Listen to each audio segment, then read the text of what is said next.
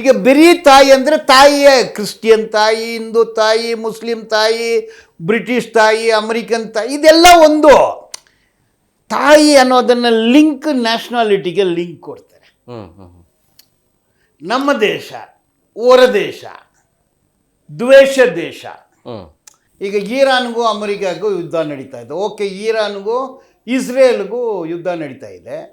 Israel ಮಹಿಳೆಯರನ್ನ ತಾಯಿ ಅಂದು Israel ದೇಶವನ್ನು ತಾಯಿಗೆ ಸಂಬಂಧ ಇಟ್ಟು ಇರಾನ್ ಅವ್ರು ಮಾತಾಡಿದರೆ ಆಗುತ್ತಾ? ಸೊ ತಾಯಿ ಅನ್ನೋದನ್ನು ಇಲ್ಲಿ ಎಲ್ಲಿ ಒಂದು ನ್ಯಾಷನಾಲಿಟಿ, ಒಂದು ಧರ್ಮಕ್ಕೆ ಲಿಂಕ್ ಕೊಡ್ತಾರೆ ಅನ್ನೋದು ಒಂದು ಹೈಲೈಟ್. ಅದು ಈಗ battle of Buxar 1764, battle of Plassey ಅದಕ್ಕೆ ಮೊದಲು. ಕಲ್ಕಟ್ಟ ಆಡಳಿತ ಮಾಡಿದ್ದು ಬ್ಯಾಟ್ಲ್ ಆಫ್ ಪ್ಲಾಸಿ, ಸಿರಾಜುದ್ದೌಲಾ. ಸಿರಾಜುದ್ದೌಲಾ ಅಂದರೆ ಒಂದು ಯುದ್ಧ ಆಗುತ್ತೆ.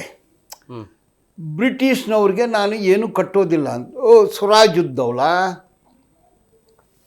ಎಲ್ಲರನ್ನ ಎತ್ಕೊಂಡು ಹೋಗಿ ಜೈಲಲ್ಲಿ ಆಗ್ಬಿಡ್ತಾನೆ. ರಾಬರ್ಟ್ ಕ್ಲೈವು ಚೆನ್ನೈಯಲ್ಲಿರ್ತಾನೆ.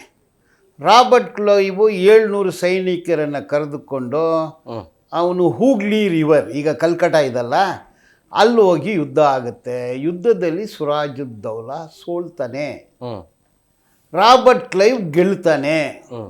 ಅಂದರೆ ಇದು ಆನಂದ ಮತ್ತು ಕುತೂಹಲ ಏನಂದರೆ, ಸಿರಾಜುದ್ದೌಲಾನ ಸೋಲಿಸಿದ್ನಲ್ಲ ರಾಬರ್ಟ್ ಕ್ಲೈವ್, ಆವಾಗ ಒಂದೇ ಮಾತ್ರ ತಾಯೇ ನಮಸ್ಕಾರ ಅಂದು ಒಂದು ಅರ್ಥದಲ್ಲಿ ಬರುತ್ತೆ. ಹಾಗಂದರೆ ಈಗ ಒಂದು ತಾಯಿ ಸೋತಿದ್ದಾಳೆ, ಒಂದು ತಾಯಿ ಗೆದ್ದಿದ್ದಾಳೆ.